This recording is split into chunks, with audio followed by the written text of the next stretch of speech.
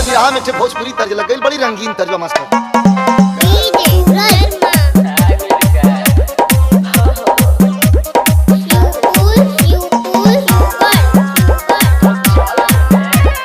हमरे गाना का भाव कितनी सुंदर लिखल गई।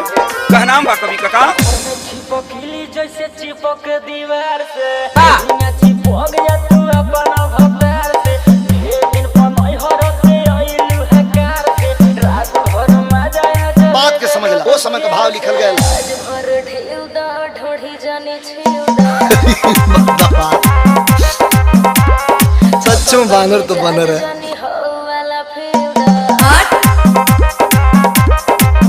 एक लाइन आउट। चिपकली जैसे चिपक दीवार से वही ना चिपक गया तू अपना भतार से दिन पनई हर से आइलू है कार से रात भर मजा आ चले वो समय का भाव लिखल गया। आज भर ढेउदा ढोढ़ी जाने छिउदा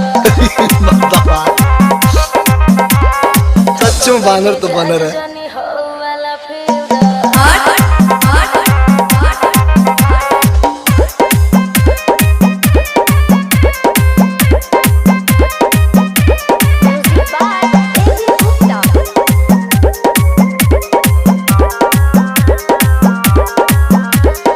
शाबाश बहादुर, यही का नाम है वीर रस।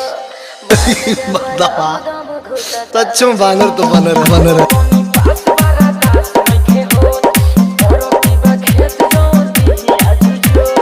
यही का नाम है वीर रस।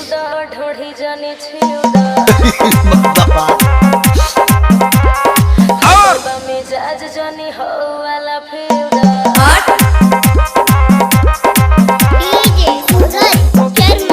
चिपक दीवार से वही ना चिपक गया तू अपना भतार से दिन पनई हर से आइलू है कार से रात भर मजा आ चले तू एक लाइन आउट। भाव लगा। भर ढेउदा ढोढ़ी जाने छिउदा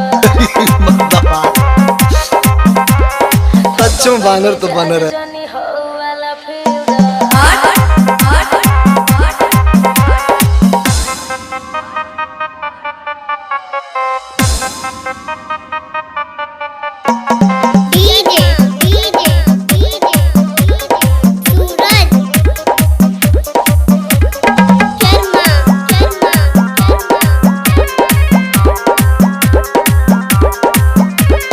मार चौका।